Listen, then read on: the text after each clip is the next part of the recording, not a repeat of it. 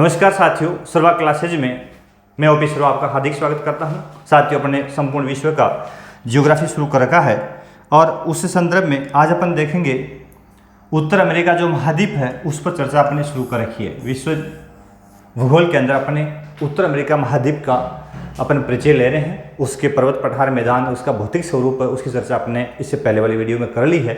और आज अपन चर्चा करेंगे उत्तरी अमेरिका महाद्वीप के जो मध्यवर्ती मैदानी क्षेत्र है और उसका अपवाह तंत्र है उसकी बात करेंगे। तो आज का टॉपिक अपना क्या है?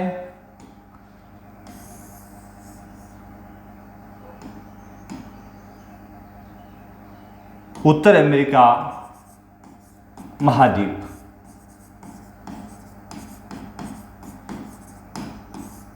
और इस महाद्वीप की साथ अपन क्या देखेंगे? इसका मध्यवर्ती क्षेत्र, यानी इसको अपने इसका पहाड़ और पठारी वाला जो क्षेत्र था वो देख लिया। अब इसका मध्यवर्ती जो बेसिन है उसकी चर्चा करेंगे और उसके साथ साथ में यहाँ का अपवाह तंत्र है उसकी चर्चा करेंगे। दो बिंदु आज अपन देखेंगे। एक तो मध्यवर्ती, इसके भौतिक प्रदेशों में इसके विभाजन के अंदर तीन भाग इसके हैं, तो मध्यवर्ती मैदान, और दूसरा जो है वो है इसका अपवाह तंत्र। ये दो बिंदु अपन आज यहाँ इसमें देखेंगे। अपवाह तंत्र, संयुक्त राज्य अमेरिका के संदर्भ में इन दो पहलुओं पर चर्चा अपन करेंगे। ठीक है। अब थोड़ा सा मैं आपको बता दूं कि इस महाद्वीप में जो पहाड़ी और पठारी क्षेत्र कौन सा है, ठीक है ना, और इसका मैदानी क्षेत्र कौन सा है, थोड़ा अपन मानचित्र में चलेंगे। तो देखिए, एक बार थोड़ा सा मानचित्र में अपन चलें तो अपन देखेंगे कि इस महाद्वीप के अंदर आपको ये वाला जो क्षेत्र मिलेगा, कौन से वाला, ये वाला जो क्षेत्र आपको मिलेगा अलास्का, पश्चिमी भाग जो इसका है महाद्वीप का पश्चिमी किनारा, यह संपूर्ण क्षेत्र कैसा है? पहाड़ी है। इसके साथ साथ में इसके पूर्वी भाग पर यदि अपन चर्चा करते हैं तो यहाँ एक प्राचीन पर्वत श्रेणी है जिसका नाम है अपलेशियन पर्वत श्रेणी। कौन सी है? अपलेशियन पर्वत श्रेणी। तो ये तो है अपलेशियन श्रेणी, और ये कौन सी है? रॉकी। ये पश्चिमी तटीय श्रेणी, इसके कई भाग है। ये अलास्का श्रेणी, और यहीं पर इस महाद्वीप की सबसे ऊंची चोटी भी है, देनाली, जिसको वर्तमान में कहते हैं। लगभग 6180 मीटर के आसपास में ऊंचाई है उसकी। तो अलास्का श्रेणी, इन सब श्रेणियों की विस्तार से अपन ने चर्चा कर ली। ये कनाडा के अंदर पाई जाने वाली पहाड़ियाँ प्रमुख है। यहाँ कुछ पठार भी हैं, जैसे कोलंबिया पठार, ब्रिटिश कोलंबिया पठार है ना, ग्रेट बेसिन का पठार है, तो कोलोरेडो का पठार है। यहाँ इस भाग में कुछ पठार भी पाए जाते हैं। ठीक है, तो इसकी चर्चा ऑलरेडी अपन ने पहले ही कर ली है, यानी इससे पहले वाला वीडियो जो है संपूर्ण पर्वत पठार और पर्वत श्रेणियों के संदर्भ में और उनकी ऊंची चोटियों के संदर्भ में ही दिया गया है। सभी साथी सर्वा क्लासेज अपना यूट्यूब चैनल है उसको लाइक शेयर सब्सक्राइब करें मेरे साथियों, और अपने चैनल को सपोर्ट करें। और उसके साथ साथ में अपना खुद का एप्लीकेशन भी है और उस एप्लीकेशन में आप संपूर्ण ज्योग्राफी जो है वो पढ़ सकते हैं। तो एक सुनहरा अवसर आपके समक्ष है, तो जरूर पढ़ें संपूर्ण ज्योग्राफी सर्वा क्लासेज के साथ।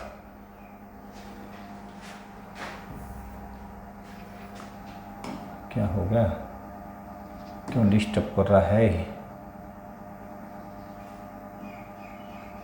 चलो,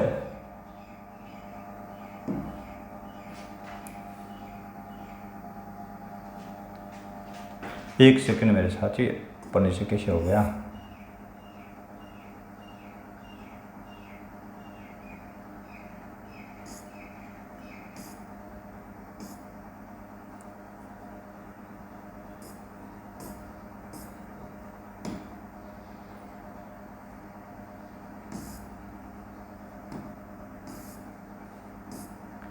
एक सेकंड में पेज को वापस क्रम में डालता हूँ। देखें, सारे पेज ऊपर नीचे हुए हैं, क्यों ये, क्या हुए, क्या कारण है? ये मुहाना हो गया उपवा प्रणाली।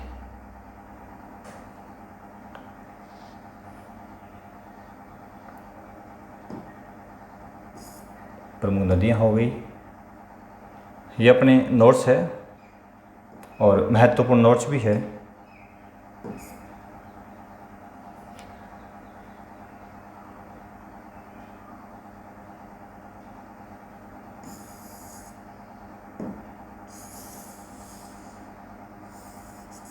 आपको अपनी सर्वा क्लासेज में मिल जाएंगे नोट्स सारे सारे, ठीक है। देखो, तो यहाँ पर बात करते हैं अपना जो अभी अपने चर्चा की थी कि जो अमेरिका है, उस अमेरिका का जो मैदानी प्रदेश है उसकी अपन ने चर्चा की थी। और उसमें अपने देखा था कि जो बेसिन है मध्यवर्ती क्षेत्र, यानी इसका पहाड़ कौन सा है, पठारी भाग कौन सा है, उसके साथ साथ में इसके बेसिन की भी अपने चर्चा की थी। तो इसका मध्यवर्ती जो क्षेत्र मेरे साथियों है, ये पूरा का पूरा कैसा है, बेसिन है। यानी यहाँ का ये जो भाग है पूरा का पूरा, ये क्या है, यहाँ का बेसिन है, ठीक है। यहाँ का ये वाला क्षेत्र है, ये वाला क्षेत्र है, पूरा का पूरा क्या है, बेसिन। बेसिन मतलब नदियों द्वारा अपवाहित और जलोढ़ मिट्टी द्वारा निक्षेपित प्रदेश है और कनाडा का और अमेरिका का सबसे महत्वपूर्ण प्रदेश है ये। यहाँ का यदि अपन ढाल देखते हैं तो अपलेशियन पर्वत श्रेणी जो है उसका ढाल अपन यदि, क्योंकि एक ढाल बड़ा महत्व रखता है किसी प्रदेश विशेष के भौगोलिक तंत्र में, तो यहाँ इस अपलेशियन का ढाल इस ओर है, अपलेशियन का जो पूर्वी छोर है उसका ढाल पूर्व की ओर हो जाएगा, और यहाँ से ये महान झील क्षेत्र जो है इसका ढाल इस ओर है, और इसके अलावा यहाँ कनाडा का जो रॉकी पर्वत श्रेणी है इसका ढाल इस ओर है, ठीक है ना, इस प्रकार से। और यहाँ से निकल नदियाँ मेक्सिको की ओर निकलती है इस प्रकार से, और जो रॉकी पर्वत श्रेणी का जो पश्चिमी भाग है यहाँ की नदियाँ प्रशांत महासागर की ओर आती है। तो ढाल बड़ा महत्व रखता है। अपवाह तंत्र को यदि अपन समझेंगे तो ढाल का बड़ा रोल है मेरे साथियों। जब तक अपन संपूर्ण प्रदेश की वास्तविक जो भूआकृतिक संरचना यदि नहीं जान जाएंगे तब तक अपन संपूर्ण महाद्वीप जो भी हो, चाहे देश कोई भी हो, प्रांत कोई भी हो, उसकी जानकारी को स्थायी नहीं कर पाते हैं, ठीक है ना। तो यहाँ इसके अलग अलग मैंने आपको ढाल के बारे में बताया। अब इसमें देखिए मैकेंजी नदी बेसिन। अब बेसिन मुख्य रूप से यहाँ के 3 बड़े बेसिन है। वैसे अपवाह तंत्र हो गया, ये कौन हो गई, झीलें हो गई, ठीक है। एक पेज थोड़ा सा, चलो। तो इसमें मैकेंजी नदी बेसिन, प्रमुख बेसिन कौन कौन से हैं। मैकेंजी नदी कौन सी नदी, कहाँ से निकलती है, कहाँ गिरती है, अभी चर्चा अपन करते हैं। यह उत्तर अमेरिका के उत्तर में स्थित हिमालय निक्षेप निर्मित मैदान है और यहाँ पर अनेक झीलें पाई जाती है। कनाडा में स्थित है। कहाँ स्थित है, कनाडा के अंदर। अब मैकेंजी नदी बेसिन जो मुख्य रूप से है वो आपको कहाँ मिलेगा, इस भाग में। यहाँ से निकलती है मैकेंजी नदी, ठीक है, और उत्तर की ओर प्रवाहित होती है। तो ये जो मैकेंजी नदी का बेसिन है, अब चूंकि ये काफ़ी सुदूर उत्तर में होने के कारण यहाँ पे हिम बर्फ गिरती है, हिम आवरण पाया जाता है, ठीक है ना। तो मैकेंजी नदी बेसिन ये उत्तरी कनाडा के अंदर स्थित आपको मिलेगा। उसके बाद में आगे लिखा है कनाडा का प्रेरी प्रदेश। जब प्रेरी प्रदेश की बात आती है तो ये घास के मैदान मुख्य रूप से है, और मैदानी क्षेत्र जो शीतोष्ण कटिबंधीय है वो उसको उत्तर अमेरिका में प्रेरी, है ना, दक्षिण अमेरिका में पंपास, अलग अलग नामों से पुकारते हैं। जैसे यूरोप और एशिया के अंदर उनको अलग नाम से, ऑस्ट्रेलिया में अलग नाम से, दक्षिण अमेरिका अफ्रीका में अलग नाम से। तो अलग अलग प्रदेशों में शीतोष्ण कटिबंधीय घास के मैदान जो होते हैं, जहाँ मुख्य रूप से नदियों द्वारा अपवाहित मिट्टी भी होती है और अच्छी कृषि फसलें भी होती है। तो कनाडा का प्रेरी प्रदेश यह गेहूं की कृषि के लिए बड़ा महत्वपूर्ण है। कनाडा का प्रेरी प्रदेश किसके लिए महत्वपूर्ण है, गेहूं की कृषि के लिए महत्वपूर्ण है। और उसके बाद में अगला जो बेसिन है वो अमेरिका का उच्च मैदान, और यह रॉकी पर्वत श्रेणी के पूर्वी भाग में स्थित। अभी मैंने चर्चा की थी आपके समक्ष कि रॉकी के पूर्वी क्षेत्र के अंदर मुख्य रूप से यह भाग है। अब देखो ये रॉकी है और अमेरिका का जो मैदान है मुख्य रूप से इस भाग में है। ये जो क्षेत्र आपको नजर आ रहा है ये अमेरिका का मैदानी क्षेत्र, अभी मैंने चर्चा की थी, ठीक है। और यह भाग जो है ये कनाडा का प्रेरी प्रदेश, कनाडा प्रेरी प्रदेश, ठीक है। और यह उत्तर अमेरिका, संयुक्त राज्य अमेरिका का मैदानी प्रदेश, ठीक है ना। उसके बाद में अगला है रॉकी पर्वत श्रेणी का पूर्वी भाग हो गया, ठीक है ना। यहाँ वायु पर्यटन, जल पर्यटन भी खूब होता है। फिर है मिसिसिपी बेसिन। Mississippi basin. तो यह है बेसिन, अमेरिका उच्च मैदान के पूर्वी भाग में स्थित है, यह उपजाऊ मैदान है। यानी मिसिसिपी और मिसौरी जो नदियां हैं उनका बेसिन भी महत्वपूर्ण है। अब देखो यहां पर देखेंगे, यहां ये जो भाग है यहां से मिसिसिपी नदी निकलती है और मेक्सिको की खाड़ी में गिरती है, मेक्सिको की खाड़ी में गिरती है। तो मिसिसिपी का ये जो क्षेत्र है बड़ा महत्वपूर्ण है और उपजाऊ प्रदेश है। उपजाऊ इसलिए है कि नदियां यहां ला करके नवीन मिट्टी का निक्षेप करती है। ठीक है, अभी प्रत्येक नदी की चर्चा अपने विस्तार से करेंगे।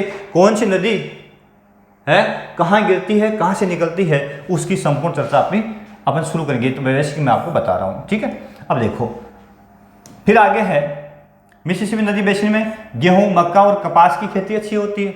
अगला है दक्षिणी उच्च प्रदेश। दक्षिणी उच्च प्रदेश ये भाग अमेरिका का दक्षिणी भाग है जो मेक्सिको के दक्षिण में लेकर पनामा तक फैला हुआ है। पनामा एक जल संधि है जो अटलांटिक महासागर और प्रशांत महासागर को आपस में जोड़ती है। ठीक है ना। तो ये भाग कहाँ से फैला हुआ है, मेक्सिको के दक्षिण से लेकर के, और कई यहाँ पे छोटे छोटे देश है जैसे निकारागुआ है, एल साल्वाडोर है, ग्वाटेमाला है, होंडुरास है, पनामा है, ठीक है, कोस्टा रिका है, बेलीज है, ये छोटे छोटे देश है। तो इसको किस में शामिल किया गया है, अमेरिका के किस भाग में, दक्षिणी उच्च प्रदेश में इसको शामिल किया गया, क्योंकि रॉकी पर्वत श्रेणी का जो पहाड़ी क्षेत्र है यहाँ पर भी फैला हुआ है। ठीक है ना। तो यहाँ दक्षिणी उच्च प्रदेश मेक्सिको से लेकर के पनामा तक फैला हुआ है। ये Guatemala, Honduras, Nicaragua, El Salvador, Costa Rica, Belize, Panama आदि देश फैले हुए हैं। और इन सब देशों को मुख्य रूप से किस नाम से पुकारते हैं, मध्य अमेरिका भी कहा जाता है। ठीक है ना। और यहाँ के पर्वत एंटीलीज पर्वत कहलाते हैं, यानी इस भाग में पाए जाने वाले पर्वत किस नाम से पुकारे जाते हैं, एंटीलीज पर्वत। ठीक है, मध्य अमेरिका में यानी Guatemala, Honduras, Nicaragua, El Salvador, Costa Rica, Panama, इस भाग में पाए जाने वाले पर्वत एंटीलीज पर्वत कहलाते हैं। इस प्रदेश को मध्य अमेरिका कहा जाता है। ठीक है, और यह भी एक दक्षिणी अमेरिका का दक्षिणी छोर यानी दक्षिणी विस्तार माना जाता है। ठीक है, फिर चलते हैं साथियों अपन अपवाह प्रणाली के अंदर। अब देखते हैं अपवाह प्रणाली।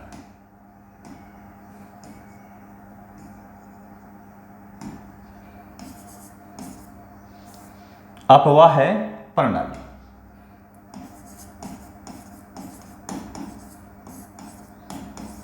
यह अपवाह तंत्र किसी भी प्रदेश विशेष का, मैंने कहा जो अपवाह तंत्र होता है वो उसके ढाल के अकॉर्डिंग चलता है।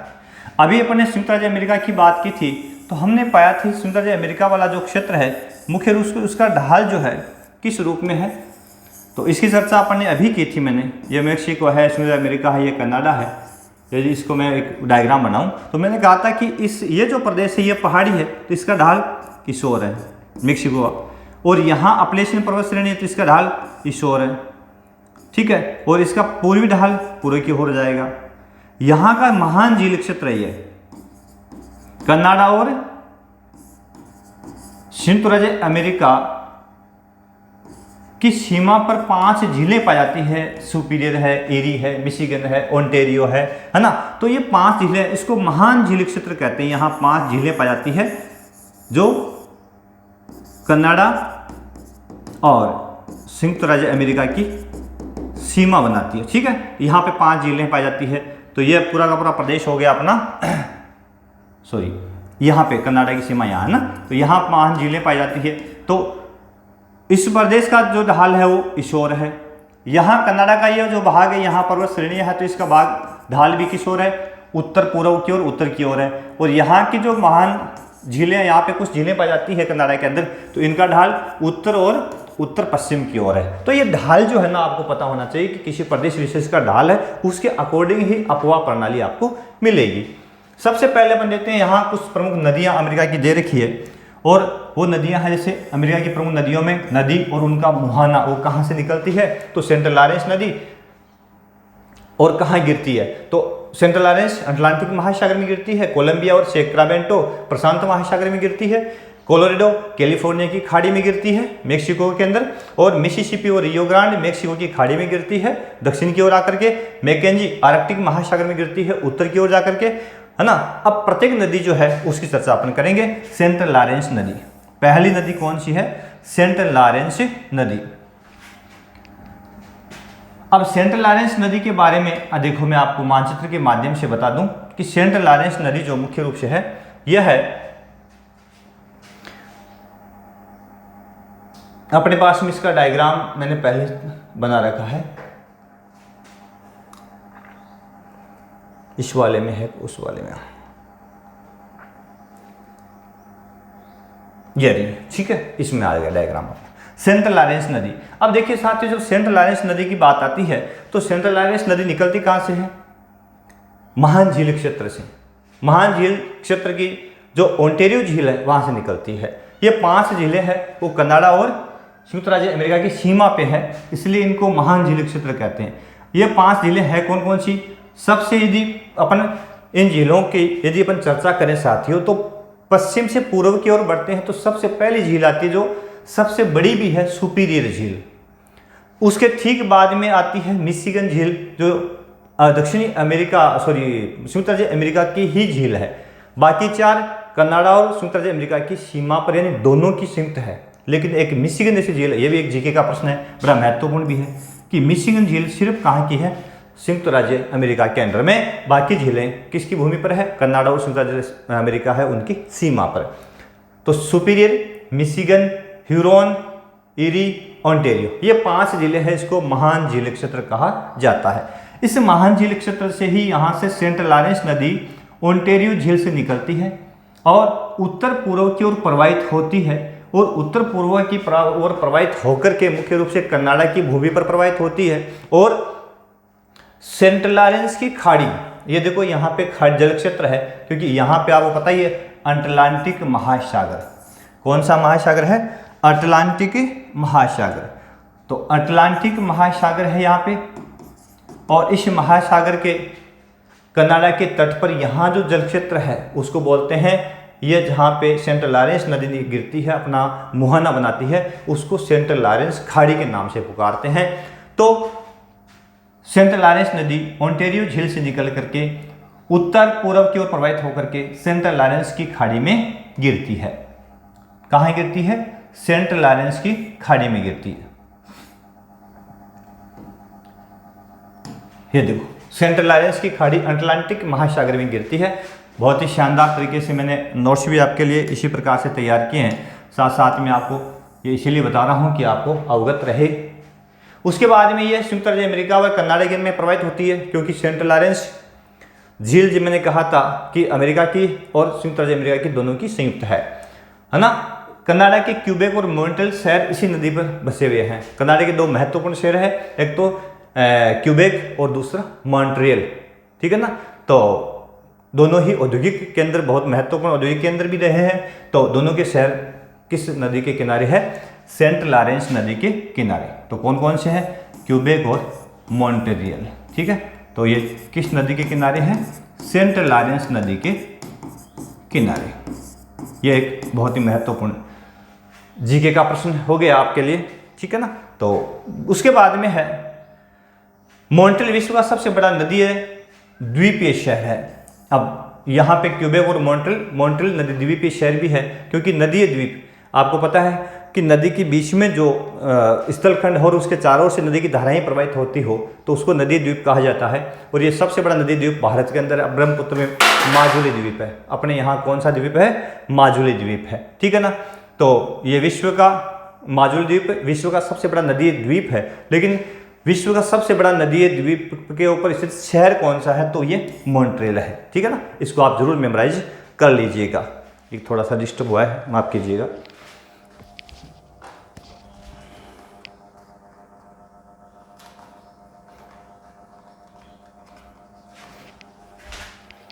वन सेकेंड, कैमरा डिस्टर्ब थोड़ा सा, चलो ठीक है। तो मॉन्ट्रियल विश्व का सबसे बड़ा नदी द्वीपीय शहर हो गया। उसके बाद में अगली नदी है, अगली नदी कौन सी है? कोलोरेडो नदी। कौन सी है? कोलोरेडो नदी पश्चिमी भाग की प्रमुख नदी है, ठीक है।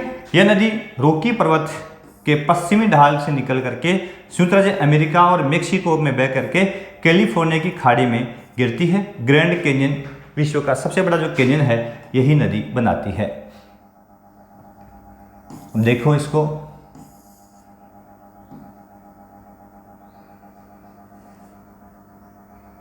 ये देखिए कोलोरेडो नदी। यहाँ पे रॉकी पर्वत श्रेणी के इस भाग से निकल रही है। रॉकी पर्वत श्रेणी का ये जो भाग है यहाँ से मुख्य रूप से निकल रही है। ये रॉकी पर्वत श्रेणी यहाँ से निकलती है और किस ओर बहती है, पश्चिम की ओर, सॉरी दक्षिण, पहले थोड़ी पश्चिम फिर दक्षिण पश्चिम की ओर बहती है। और ये जो आपको ये जो खाड़ी नदी नजर आ रही है, इसको बोलते हैं कैलिफोर्निया की खाड़ी, जो कहाँ पे, मेक्सिको में कैलिफोर्निया की खाड़ी। तो यहाँ इसका मुहाना है। कौन सी नदी है, कोलोराडो नदी रॉकी पर्वत से निकलती है, दक्षिण पश्चिम बह करके फिर पश्चिम होकर के इसका मुहाना कहाँ है, कैलिफोर्निया की खाड़ी में गिर जाती है। कौन सी नदी, कोलोराडो नदी। तो इसका मतलब ये रॉकी पर्वत से किस ओर जा रही है, दक्षिण की ओर प्रवाहित होने वाली प्रमुख नदी है।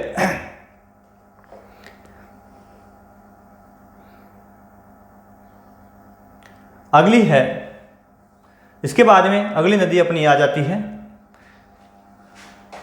कोलोराडो नदी के ऊपर ग्रैंड कैनियन है, जो विश्व का सबसे बड़ा कैनियन भी है। मैंने अभी बताया था आपको कैनियन के बारे में। कैनियन और जो गोर्ज, दो नदी द्वारा निर्मित स्थलाकृति हैं। कैनियन एक स्थलाकृति है, क्या है, एक स्थलाकृति। जब नदी इस प्रकार की शेप बनाती है, इस तरह की घाटी बनाती है, ये एक प्रकार की घाटी है, और उसका ऊपरी सिरा यदि चौड़ा हो, नीचे का संकड़ा हो, तो इस तरह की संरचना क्या कहलाती है, कैनियन कहलाती है। ठीक है। और जब दोनों सिरे सीधे खड़े हो इस प्रकार से, इस तरह की आकृति है, तो तब ये गोर्ज कहलाता है। गोर्ज और कैनियन में यही फर्क है। गोर्ज जो है उसका ऊपरी सिरा और उसका नीचे वाला तल है, दोनों में यानी समान दूरी होती है, अर्थात उसके पार्श्व सीधे खड़े होते हैं, और कैनियन के पार्श्व थोड़े ढालनुमा होते हैं। ये दोनों में फर्क है। तो ग्रैंड कैनियन कोलोराडो नदी पर स्थित है, जो विश्व का सबसे बड़ा कैनियन के तौर पे जाना जाता है। अगली नदी है अपनी कोलंबिया नदी। अगली है कोलंबिया। कोलंबिया नदी, ये नदी कोलंबिया झील से निकलती है, अमेरिका व कनाडा में बहती हुई प्रशांत महासागर में गिरती है। अब कोलंबिया, अभी अपने जो रॉकी पर्वत श्रेणी है और पश्चिमी तट के पास में जो पहाड़ियां हैं, उनके बीच में एक पठार पड़ा था, कोलंबिया का पठार। और कोलंबिया पठार का विस्तार मैंने कहा था कि कनाडा और संयुक्त राज्य अमेरिका में दोनों में है। कनाडा में इसको बोलते हैं ब्रिटिश कोलंबिया, और जो अपना संयुक्त राज्य अमेरिका है, यहाँ इसको बोलते हैं स्नेक। ठीक है। तो यहाँ से कोलंबिया नदी निकलती है। वही डायग्राम में अपन चलेंगे तो आपको इस नदी के बारे में जानकारी भी मिल जाएगी। ये देखो कोलंबिया का पठार। ठीक है। कोलंबिया का पठार यहाँ पे मैंने इसको दर्शा रखा है, आपको नजर आ रहा होगा। ये जो श्रेणी है रॉकी पर्वत श्रेणी है, ठीक है, और यहाँ तट के सहारे पश्चिमी तटीय पर्वत श्रेणियाँ हैं। दोनों के बीच में ये जो यहाँ का बड़ा क्षेत्र है, ये पूरा पूरा पठारी क्षेत्र है। यहाँ 5 या 6 प्रकार के पठार, जैसे कोलंबिया का पठार, ब्रिटिश कोलंबिया है ना, यूकोन का पठार यहाँ से स्टार्ट हो जाता है। कनाडा से यूकोन है, कोलंबिया है, ठीक है ना, ग्रेट बेसिन है, कोई 5-6 प्रकार के पठार यहाँ मिलते हैं। ठीक है। तो यहाँ से कोलंबिया के पठार से निकलती है रॉकी पर्वत श्रेणी से, कोलंबिया के पठार से निकलती है, जिस नदी का नाम है कोलंबिया नदी, जो किस ओर बहती है, दक्षिण, फिर दक्षिण पश्चिम हो जाती है, और दक्षिण पश्चिम होकर के यह कनाडा से संयुक्त राज्य अमेरिका में प्रवेश करती है। फिर यहाँ प्रशांत महासागर में, उत्तरी प्रशांत महासागर में यहाँ पे गिर जाती है। उत्तरी प्रशांत में इसका मुहाना है। देखिए इस नदी की विशेषता यह है, किसकी, कोलंबिया की, कि यह प्रशांत में गिरने वाली अमेरिका की सबसे बड़ी नदी है। प्रशांत में गिरने वाली सबसे बड़ी नदी, सबसे बड़ी नदी है। अमेरिका महाद्वीप की प्रशांत महासागर में गिरने वाली सबसे बड़ी, सबसे लंबी नदी है। लगभग इसकी लंबाई 2000 किलोमीटर है। इसकी लंबाई लगभग कितनी है, 2000 किलोमीटर के आसपास में इसकी लंबाई है। तो यह एक महत्वपूर्ण नदी भी है। ठीक है ना। उसके बाद में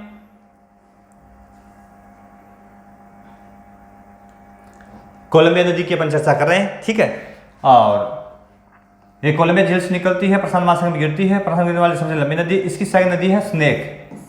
इसकी सहायक कौन सी है, स्नेक। सहायक जो स्नेक नदी है मेरे साथियों, वो महत्वपूर्ण नदी है, जो कोलंबिया की सहायक है। लेकिन वो आती कहाँ से है, तो कोलंबिया की सहायक जो स्नेक नदी है मुख्य रूप से कहाँ से आती है, तो ये नदी अपने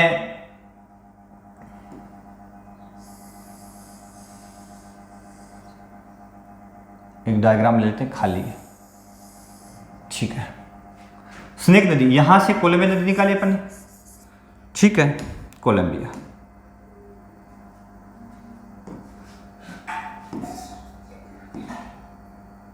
ये कोलंबिया नदी इस प्रकार से निकाले अपन ने, और यहां से निकलने वाली जो दूसरी नदी है उसका नाम है स्नेक नदी।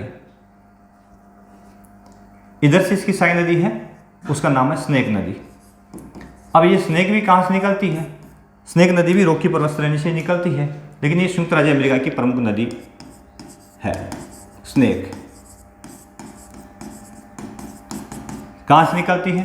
संयुक्त राज्य अमेरिका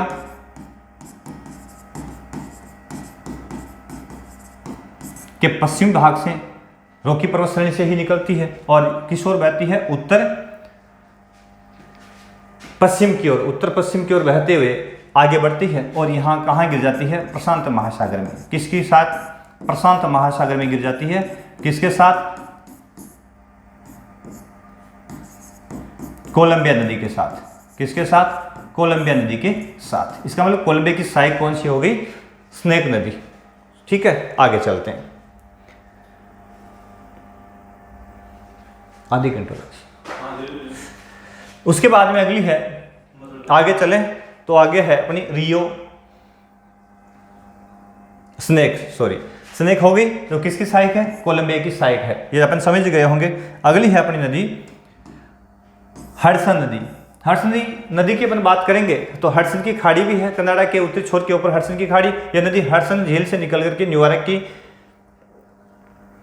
खाड़ी अटलांटिक महासागर में गिरने वाली प्रमुख नदी है, ठीक है। न्यूयॉर्क के नगर इसी नदी के किनारे बसा हुआ है, ठीक है। तो हडसन की खाड़ी, हडसन नदी। अब इसका डायग्राम अपन देखेंगे तो देखो यहां पे न्यूयॉर्क शहर है,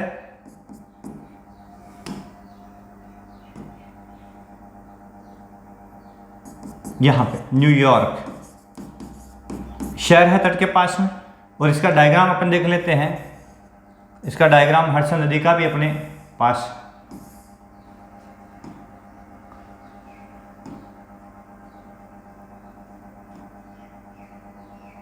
बना हुआ है। थोड़ा सा डायग्राम के माध्यम से अपन समझेंगे, थोड़ा सा काम अपना और शानदार हो जाएगा।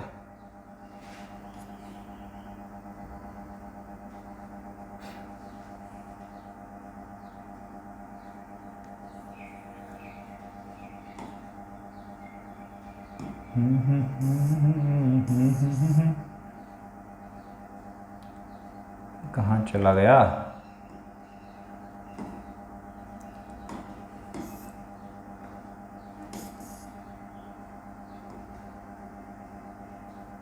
चलो कोई बात नहीं, नहीं मिला डायग्राम। इसका डायग्राम था तो सही, अब मिला नहीं, क्यों नहीं मिला पता नहीं, बनाया तो था अपन ने। चलो साथियों, यही अपन यहीं से समझ लेते हैं भाई।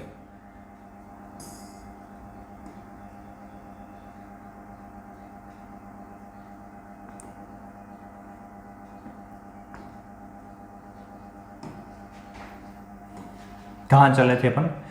कहाँ आ गए मेरे साथियों, मेरे साथियों रे मेरे साथियों। ये देखो हडसन नदी है, तो इस नदी का उद्गम कहाँ से होता है? मुख्य रूप से हडसन झील से होता है, और न्यूयॉर्क पूर्वी सीमा, न्यूयॉर्क किस तट के ऊपर? संयुक्त अमेरिका के पूर्वी तट के ऊपर, यानी अटलांटिक महासागर में गिरती है। अटलांटिक महासागर में गिरती है, और न्यूयॉर्क नगर इसी नदी के किनारे बसा हुआ है। तो डायग्राम के माध्यम से इसको अपन देखेंगे तो देखो यहाँ पे न्यूयॉर्क शहर है ना, और इस भाग से निकलती है, और इस भाग से निकल करके मुख्य रूप से हडसन की खाड़ी यहीं पे, यहाँ से निकल करके और ये न्यूयॉर्क शहर में गिरती है हडसन नदी। कौन सी है? हडसन नदी। और गिरती कहाँ पे है? अटलांटिक में, अटलांटिक महासागर में गिरती है, ठीक है ना। और न्यूयॉर्क जो है इसी नदी के किनारे बसा प्रमुख शहर है संयुक्त राज्य अमेरिका का।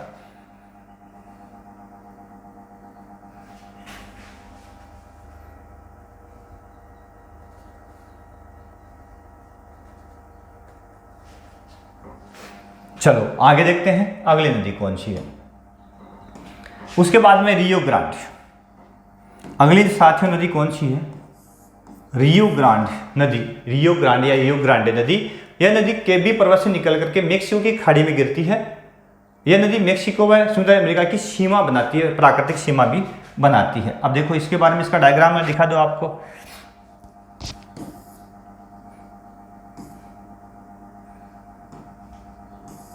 यहां आपको मिल जाएगी ये नदी अपनी,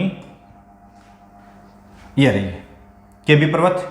यह वाला जो क्षेत्र है वो केबी पर्वत के नाम से जाना जाता है, रॉकी पर्वत का ही भाग है, ठीक है, केबी पर्वत। और मुख्य रूप से यहाँ से निकलने वाली जो नदी है ये चल रही है और यहाँ मेक्सिको की सीमा बना रही है, ठीक है ना, मेक्सिको की सीमा। यहाँ पे ये मेक्सिको और ये संयुक्त राज्य अमेरिका, दोनों की सीमा साथ साथ में बनाती हुई कहाँ गिरती है, मेक्सिको की खाड़ी में गिर रही है। कहाँ गिर रही है मेरे साथियों, मेक्सिको खाड़ी में। ये मेक्सिको की खाड़ी है, तो यहाँ पे ये नदी, इसका मुहाना है, यहाँ गिर रही है, ठीक है ना। तो ये कौन सी नदी ऐसी है जो मेक्सिको और संयुक्त राज्य अमेरिका की प्राकृतिक सीमा बनाती है, तो अपनी कौन सी हुई, रियो ग्रांडे नदी या रियो ग्रांडे नदी। समझ गए होंगे। केबी पर्वत अमेरिका से निकलती है, मेक्सिको में जाके मेक्सिको खाड़ी में गिरती है, दोनों की प्राकृतिक सीमा बनाती है, तो दोनों की देशों की नदी होगी संयुक्त राज्य अमेरिका प्लस मेक्सिको, दोनों की ये नदी मानी जाती है।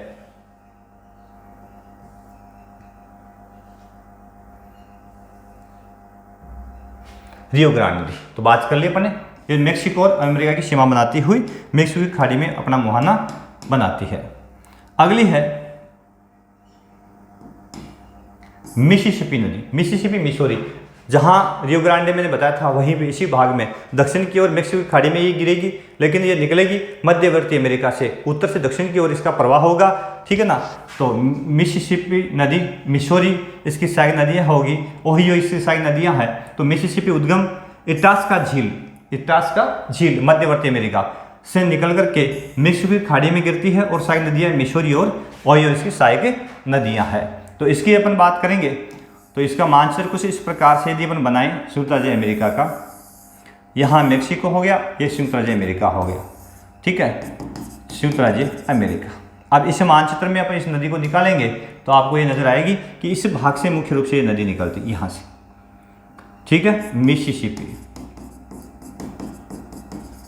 यहाँ से निकलती है। और इसकी सहायक नदियाँ कौन कौन सी है, एक तो ओहियो और एक मिसौरी, मिसौरी और ओहियो, ये दो इसकी सहायक नदियां हैं। गिरती कहाँ पे है, मेक्सिको की खाड़ी में, मेक्सिको की खाड़ी में यहाँ गिरती है मेरे साथियों, समझ गए। तो मेक्सिको मिसिसिपी नदी उद्गम इटास्का झील है यहाँ पे, यहाँ मध्यवर्ती अमेरिका में यहाँ कौन सी झील है, इटास्का झील। तो इसे झील से निकलती है इटास्का से और दक्षिण की ओर बहती है, किस ओर बह रही है, दक्षिण की ओर बहती हुई मेक्सिको की खाड़ी में अपना जल विसर्जित करती है। इस नदी का डेल्टा अमेरिका का सबसे बड़ा डेल्टा माना जाता है, जो किस आकार का है, पंजाकार डेल्टा। ये देखो पंजाकार डेल्टा, डेल्टा इसका कैसा है, पंजाकार। और अमेरिका का, संयुक्त राज्य अमेरिका का सबसे बड़ा डेल्टा का खिताब किसके पास में है, इसी मिसिसिपी नदी के पास में है, ठीक है ना। तो यही नदी मेक्सिको खाड़ी में के तट के ऊपर मेक्सिको के अंदर अपने सबसे बड़ा डेल्टा का निर्माण करती है। उसके बाद में अगली नदी अपने पास में है पेटामेक नदी। अगली कौन सी है मेरे साथियों, पेटामेक। ध्यान से पढ़ते रहिएगा, बहुत ही महत्वपूर्ण टॉपिक है। संयुक्त अमेरिका की नदियां यहाँ से सारी क्लियर हो जाएगी। यह अपलेशियन पर्वत श्रेणी, अपलेशियन पर्वत श्रेणी से निकल कर संयुक्त राज्य अमेरिका में बह करके चेसापीक की खाड़ी में गिरती है। वाशिंगटन डीसी इसी नदी के किनारे बसा हुआ है। अब ये पूर्वी छोर की प्रमुख नदी हो गई। किस भाग की प्रमुख नदी होगी, पूर्वी छोर की प्रमुख नदी होगी। और गिरती कहाँ पे है, वाशिंगटन डीसी इसी के किनारे बसा हुआ है। इसका मतलब ये जो पेटामेक नदी है, वाशिंगटन डीसी नगर यहाँ पे है, अपलेशियन पर्वत के किस ढाल से निकलती है, तो ये वाशिंगटन डीसी यहाँ पे है, ठीक है। तो निकलती कहाँ से, रॉकी पर्वत श्रेणी से, सॉरी माफ कीजिए, अपलेशियन पर्वत श्रेणी से। यहाँ जो पहाड़ी आपको नजर आएगी, यहाँ पे कौन सी पहाड़ी है, अपलेशियन। तो अपलेशियन के पूरी ढाल से निकलती है और किस ओर गिरती है, अटलांटिक महासागर में गिरती है पेटामेक नदी। और वाशिंगटन डीसी जो संयुक्त राज्य अमेरिका की राजधानी है, वो नगर पेटामेक नदी के किनारे बसा हुआ है, ठीक है ना। तो ये भी आप याद रखिएगा,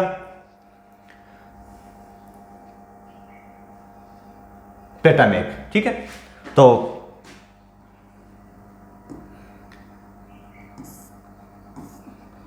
चेसापीक संयुक्त अमेरिका में बहकर चेसापीक की खाड़ी, यानी ये अटलांटिक महासागर के तट की पर स्थित खाड़ी है, वहाँ ये गिरती है। वाशिंगटन डीसी इसी नदी के किनारे है। अगली नदी है मैकेंजी। मैकेंजी नदी। अब आ जाते हैं अपन कनाडा की ओर चलते हैं। बड़ी महत्वपूर्ण नदी है कनाडा की। यह नदी ग्रेट स्लेव झील से निकल करके आर्कटिक महासागर के ब्यूफोर्ट सागर में गिरती है और कनाडा की प्रमुख नदी मानी जाती है। कौन सी? मैकेंजी।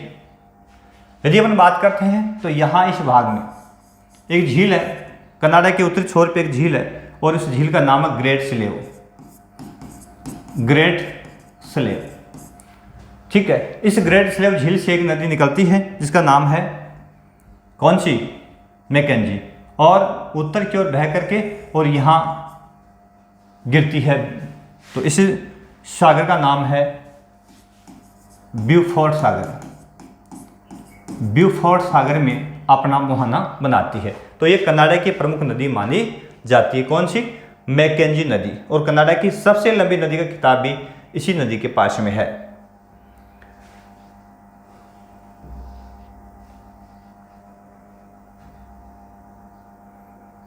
तो अपन बात करे थे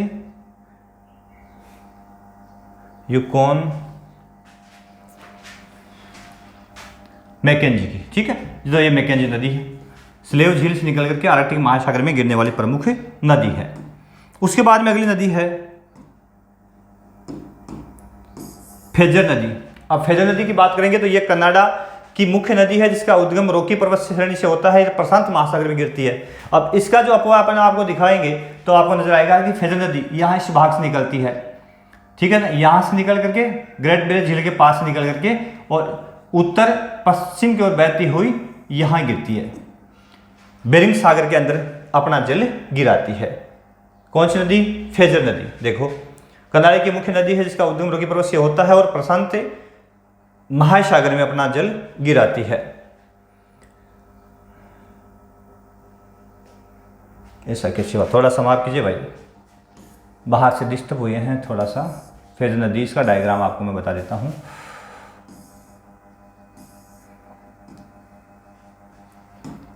फ्रेजर नदी, सॉरी ये रही फ्रेजर नदी, माफ कीजिएगा थोड़ा सा। यह जो रॉकी पर्वत श्रेणी है ना, और इस यहाँ से निकलती है फ्रेजर नदी और मुख्य रूप से किस ओर बहती है? दक्षिण पश्चिम की ओर बहती है और बह करके कनाडा और संयुक्त राज्य अमेरिका की सीमा के पास में यहाँ कहाँ गिरती है? किस महासागर में? प्रशांत में गिरती है।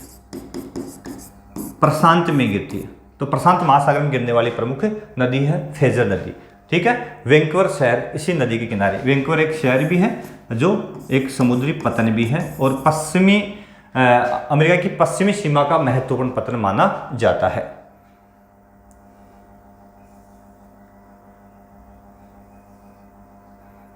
उसके बाद में अगली है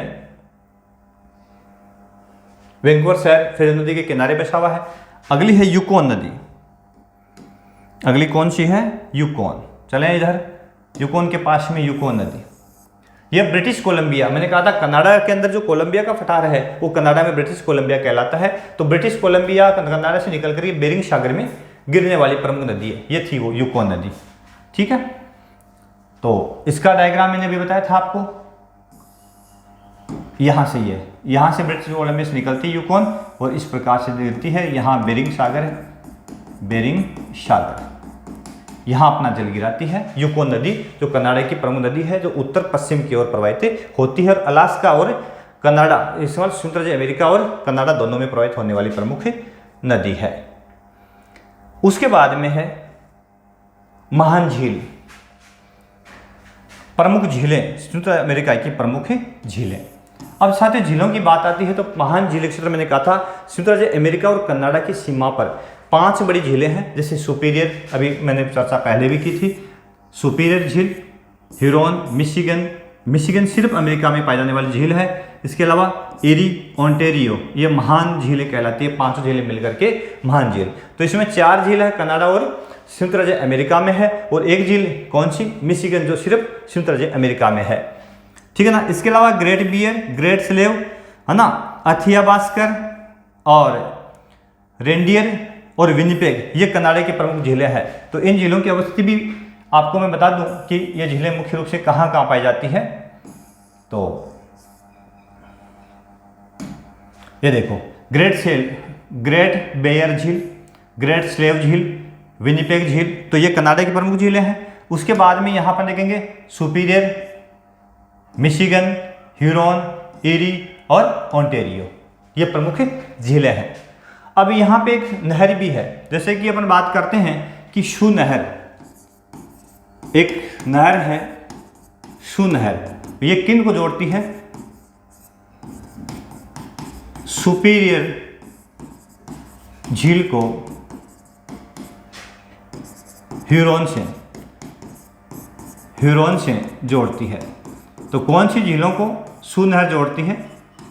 तो यहाँ पे सुपीरियर झील को ह्यूरॉन से जोड़ने वाली नहर का नाम है शू नहर। और उसके बाद में दूसरी एक नहर है यहाँ पे वेलेंड नहर, वेलेंड नहर। अब इस नहर की बात करें तो ये दो झीलों को जोड़ती है, मुख्य रूप से किसको? ईरी और ओंटेरियो को। ईरी झील को ओंटेरियो से जोड़ती है।